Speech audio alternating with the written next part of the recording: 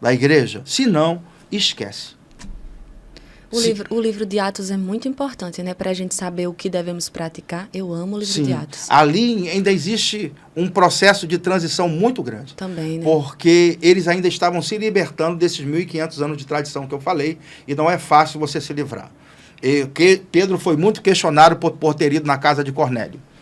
Em Atos 11, a liderança dos irmãos chegaram para ele e disseram: quer dizer que você entrou na casa de gentios e comeu com eles? Era muito forte mesmo. Então, assim, a gente está vendo ali que foi a fase do rompimento com o judaísmo, né? Uhum. Então, ali foi a fase do rompimento.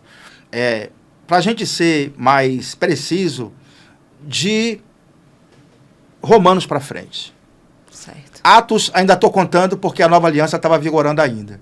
Mas, de Romanos para frente. Mas o livro de Atos demonstra muitos atos positivos. Por exemplo, no Concílio de Jerusalém, onde eles estavam realmente determinando o que deveria permanecer da lei ou não. E a luta era em cima de uma questão. Porque Paulo, quando chega lá com Barnabé, eles dizem, subiram alguns de Antioquia e queriam que os irmãos guardassem o sábado e observassem a lei de Moisés, se circuncidassem. E a fala era essa aqui: se vocês não se circuncidarem segundo a lei de Moisés, vocês não podem ser salvos. Então, Paulo e Barnabé tiveram não pequena discussão com eles.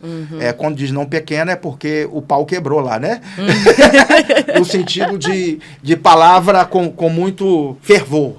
Não é? Então, eles subiram a Jerusalém em Atos 15, foi o primeiro concílio da história da igreja, Atos 15, onde ali o Pedro conta a experiência lá em Cornélio, que teve com Cornélio, que o Espírito Santo veio sobre eles. E ali, o Tiago, que era o líder principal da igreja de Jerusalém, ele dá o parecer. Quem dá a fala final é Tiago. Ele fala: nós não podemos colocar mais nenhum jugo sobre aqueles que se convertem, dos gentios. Nós vamos observar para eles de determinar que apenas pareceu, olha só o que ele vai dizer: pareceu bem ao Espírito Santo e a nós não impor nenhum encargo sobre aqueles que se convertem. Que interessante, né? Pareceu bem ao Espírito Santo, foi consultado o Espírito Santo e a nós. Olha só, não colocar mais nenhum encargo sobre eles, apenas que se guardem da prostituição, do sangue e da carne de animais sufocados. Essas coisas farão bem se vocês se guardarem. Ele não falou sobre sábado, sobre guarda de sábado, se é tão importante. Deveria ter falado. Não é? Mas ele não falou sobre isso, mostrando que o parecer da igreja no tocante a questões de sábado não foi tocado. A questão de alimentação do sangue, porque a vida está no sangue, isso é algo que a gente deve observar. Foi uma decisão no concílio, não comer sangue. Então, observe que Tiago dá o parecer final. Essa questão, então, de rompimento do judaísmo, os cristãos se deixarem o judaísmo para trás, foi algo que foi custoso e demorou. E demorou bastante. Foi um processamento, né, na mente deles. Foi um processo doloroso. Por isso, eu recomendo os irmãos que essa questão da guarda do sábado aí, eles começarem a prestar atenção na Carta de Gálatas. A Carta de Gálatas é a carta da liberdade cristã. Eu estou nela agora. O Martinho Lutero chama ela de Minha Caterine. É mesmo? Porque em homenagem à esposa dele, Caterine Vambora. Não é? É a carta da liberdade cristã, onde Paulo realmente ele traça ali uma defesa da nossa fé. Ele fundou as igrejas da Galácia na sua primeira viagem missionária. Ele saiu de Antioquia, desceu para Chipre, depois ele foi a Perge, depois ele subiu até Antioquia da Psídia, e ali na sinagoga ele prega, depois ele desce a Listra, depois Icônio e depois Derbe. Ele funda as igrejas da Galácia, que ficaram nessas 4 cidades. Antioquia da Psídia, Listra, Icônio e Derbe. E nessa região da Galácia, ele funda essas igrejas. Ali, Paulo colocou uma base firme de que a salvação era pela fé, apenas. E aí, quando ele saiu, mestres judaizantes, judeus que se convertiam ao cristianismo, estavam tentando inserir os costumes de Moisés na graça. Então, Paulo vai escrever a carta aos Gálatas, a única carta que ele não elogia os seus leitores. Todas as cartas, Paulo sempre vai falar alguma coisa boa das igrejas, até Corinto. Teve coisa boa, né? Uma igreja carnal, vamos dizer assim. Teve coisa boa, por exemplo, os dons, né? Eles eram muito usados nos dons, nenhum dom vos falta. Mas a igreja da Galácia não recebeu elogio. Paulo escreve realmente trazendo uma correção para a igreja. E essa carta inteira, ela foi escrita justamente por causa de costumes judaicos tentando ser inseridos na tradição cristã. Porque isso aí anula uma coisa muito séria, que é a cruz. A que cruz. É o sacrifício. Que é o meio para nós sermos salvos, né? Sim. Coloca a salvação por obras. E a salvação nunca pode ser por obras. Jamais, né? Jamais. Pronto. Então, o sábado é para ser guardado? E aí, professor? O sábado é para ser guardado? Diante do que eu falei, de Atos para frente, a segunda pergunta, a gente não vê ninguém guardando o sábado. E nem ensinando as pessoas a guardar o sábado. É verdade. Não se torna usual, não se torna uma doutrina ensinada pelos apóstolos. A gente não vê isso, muito pelo contrário. A gente vê o combate a isso. Um combate, e a gente vai ver isso aqui. Ah, mas alguém pode dizer, mas no livro de Atos, né? No livro de Atos, as pessoas... Paulo guardava o sábado. Alguém pode dizer isso, né? No livro de Atos, as pessoas guardam o sábado. Vamos ver se isso é verdade, se isso é verdadeiro. Atos 13, 14. Vamos ver se Paulo realmente guardava o sábado, né? Usa-se muito esse texto aqui para dizer, né? E Paulo guardava o sábado. Mas vamos ver aqui, nas passagens onde Paulo vai nas sinagogas pregar o evangelho. Eu quero que vocês prestem atenção no motivo do porquê Paulo está indo na sinagoga, e não por ele estar lá. Porque você pode estar no lugar e não concordando com todos os rituais que são guardados por aquele povo. Sim. Certo? Paulo estava na sinagoga, mas o objetivo dele estar ali era pregar o evangelho aos judeus. E isso fica bem claro no contexto. Atos 13, 14 diz, mas eles, atravessando de Perge para Antioquia da Psídia, indo num sábado à sinagoga, assentaram-se. Depois da leitura da lei e dos profetas, os chefes da sinagoga mandaram dizer-lhes, irmãos, se tendes alguma palavra de exortação para o povo, dizei-a.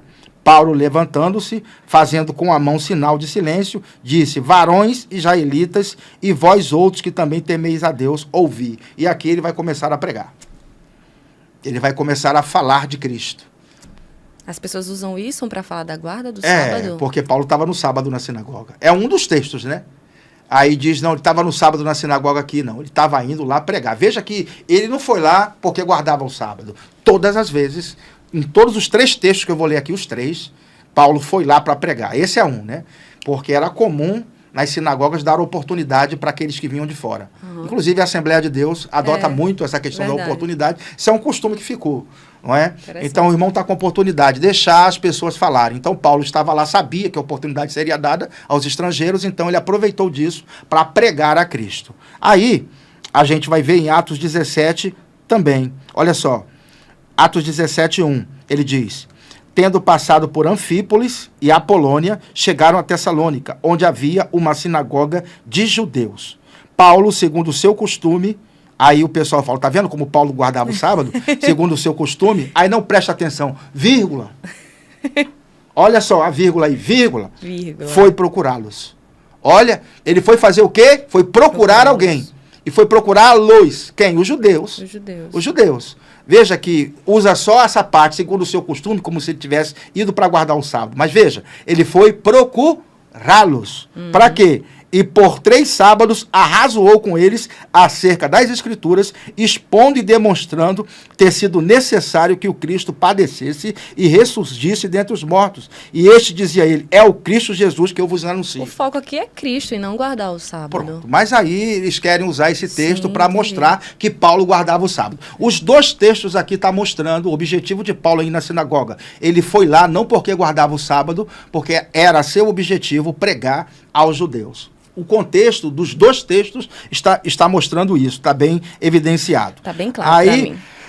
No 18, versículo 4, também, e todos os sábados discorria na sinagoga persuadindo, objetivo, para guardar o sábado, não, persuadindo tanto os judeus como gregos, quando Silas e Timóteo desceram da Judéia, da Macedônia, Paulo se entregou totalmente à palavra, testemunhando aos judeus que Cristo é Jesus. E é abundante o contexto, me mostrando que a ida de Paulo à sinagoga tinha uma razão. Ele estava indo para pregar o evangelho aos judeus, aqueles que já conheciam um pouco da lei, e ele, começando da lei, então, ele expunha o evangelho que ele havia recebido do próprio Jesus. Então, há um motivo de Paulo ir na sinagoga.